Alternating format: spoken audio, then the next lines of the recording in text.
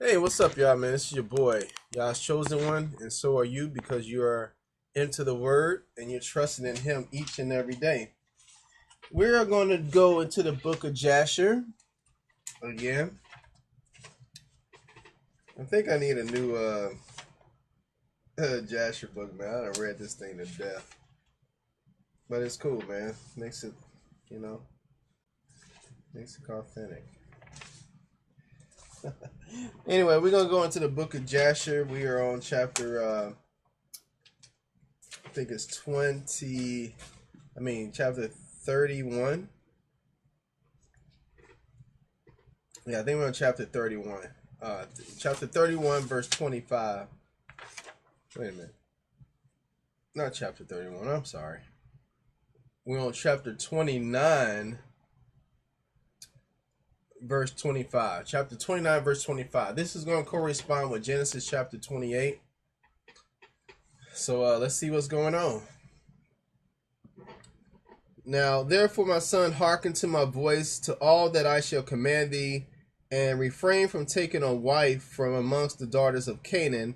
Arise, go to Haran, to the house of Bethuel, which is the house of God, thy mother's father, and take unto thee a wife from there, from the daughters of Laban, thy mother's brothers. That's Genesis 28, verse 1. That's going to be his little cousin. Therefore take heed, lest thou shouldst forget Yah, thy power, and all his ways in the land to which thou goest, and shouldst get connected with the people of the land and pursue vanity, and forsake Yah, thy power. All right, so wherever he's going, they're still Canaanites, man. The people of this land were doing their own thing, man. They were still Canaanites, and the Most High was warning them about what those people were doing in those land, that forbidden knowledge those fallen angels had given them, that fallen angel religion. And Eliphaz, I'm sorry.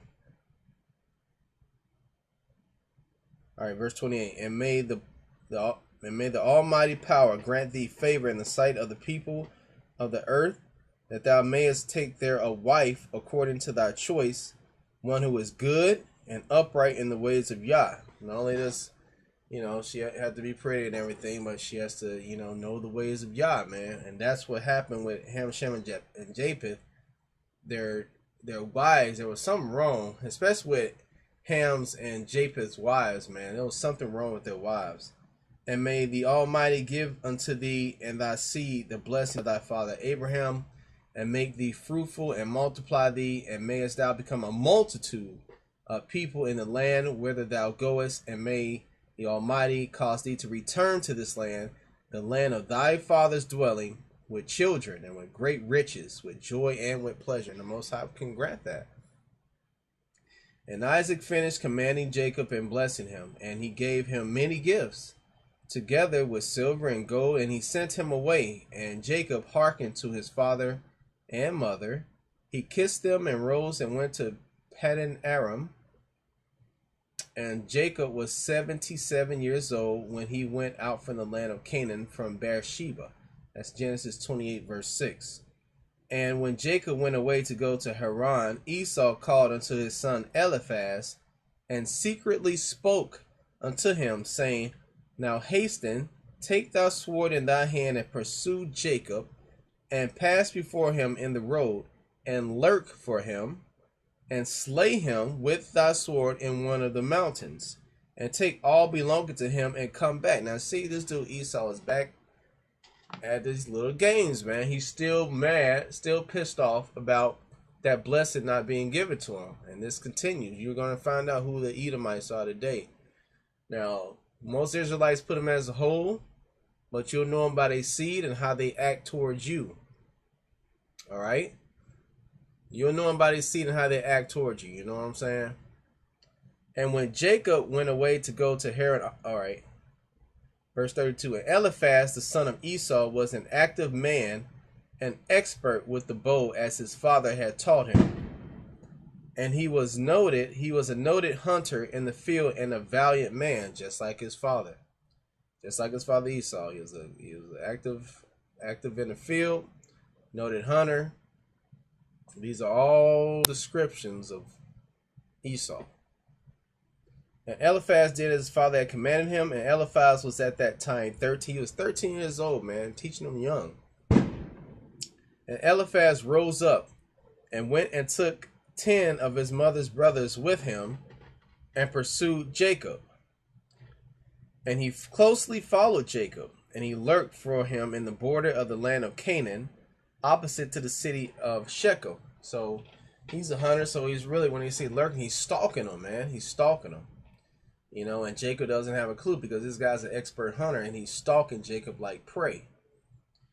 And Jacob saw Eliphaz and his men pursuing him. Now Jacob gets a glimpse of him. And Jacob stood still in the place in which he was going. It's like,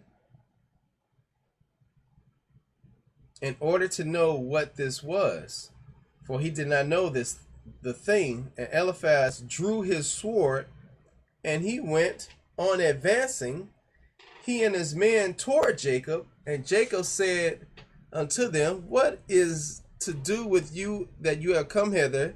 And what meaneth it that you pursue with your swords? Like, why you got your swords, man? What is this, man?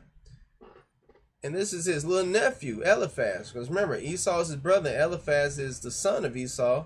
So this would make Eliphaz would be Jacob's little nephew. And Eliphaz came near to Jacob, and he answered and said unto him, thus did my father command me, and now therefore I will not deviate from the orders from which my father gave me. And when Jacob saw that Esau had spoken to Eliphaz to employ force, Jacob then approached and supplicated Eliphaz and his men, saying to him, so now he's talking to his little nephew. You know, it's like, oh man, your daddy, man. Okay, this your daddy, huh? Behold, all that I have, and which my father and mother gave unto me, that take unto thee, and go from me, and do not slay me, and may this thing be accounted unto thee a righteousness. Like, all right, man, your daddy, look, your daddy's still mad about, you know, me getting a blessing and stuff. Don't kill me, little nephew. Look, you see all this stuff we got? Take it, man. Just go ahead and take it. Don't be trying to kill me. Don't be trying to kill me, little nephew. Don't do that. Behold, all right, and Yah caused Jacob to find favor in the sight of Eliphaz, the son of Esau, and his men, and they hearkened to the voice of Jacob, and they did not put him to death. And they had the power to do it, but through Yah didn't allow that. So, all right, and Eliphaz, okay, and Eliphaz and his men took all belonging to Jacob, together with the silver and gold that he had brought with them from Beersheba. They left him nothing. Now these conniving, swindling dudes, man, this is his fam. You know, I don't talk to some of my fam, you know what I'm saying? But I ain't gonna strip them of everything and leave them with nothing. That's ridiculous. And Eliphaz and his men went away from him, and they returned to Esau to Beersheba. And they told him all that had occurred to them with Jacob. And they gave him all that they had taken from Jacob. And Esau was indignant at Eliphaz's son and at his men that were with him, because they had not put Jacob to death. Esau's like, wait a minute, I told you to kill him. You my son, I told you to kill him. And they answered and said unto Esau, because Jacob supplicated us in this matter not to slay him, our pity was excited toward him, and we took all belonging to him and brought it unto thee. And Esau took all the silver and gold which Eliphaz had taken from Jacob, and he put them by in his house. At that time, when Esau saw that Isaac had blessed Jacob, and he had commanded him, saying, thou shalt not take a wife from amongst the daughters of Canaan, and that the daughters of Canaan were bad in the sight of Isaac and Rebekah. Genesis 28, verse 6. Then he went to the house of Ishmael, his uncle, and in addition to his older wives, he took Machalath, the daughter of Ishmael, the sister of Nebaioth, for a wife. That's Genesis 28, verse 9. Now we go to Jasher chapter 30. And Jacob went forth, continuing his road to Haran, and he came as far as Mount Moriah. And he tarried there all night near the city of Luz. And Yah appeared there unto Jacob on that night, and he said unto him, I am Yah, thy power of Abraham, and the power of Isaac, thy father. The land upon which thou liest I will give unto thee and thy seed. That's Genesis 28, verse 10 through 11. And behold, I am with thee, and I will keep thee wherever thou goest, and I will multiply thy seed as the stars of heaven. I will cause all thine enemies to fall before thee, and when they shall make war with thee, they shall not prevail over thee. And I will bring thee again into this land with joy, with children, and with great riches. And Jacob awoke from his sleep, and he rejoiced greatly at the vision which he had seen. And he called the name of that place Bethel, which means Beth, which means house. El means God, house of God. That's Genesis 28, verse 19. The previous verse was Genesis 28, 13. And Jacob rose up from that place quite rejoiced. And when he had walked, his feet felt light for him for joy. And he went from there to the land of the children of the east. And he returned to Haran. All right. And returned to Haran, and he sat by the shepherd's well.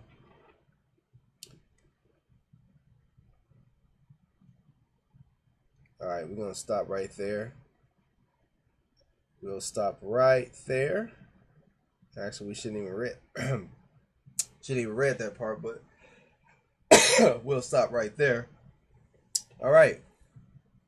So as you can see, this animosity that Esau has toward his brother Jacob, even to the point of death, just like he said he wanted to try to kill him. That spirit still lingers within the people of Esau today. You'll know them by their seed. If they hate you,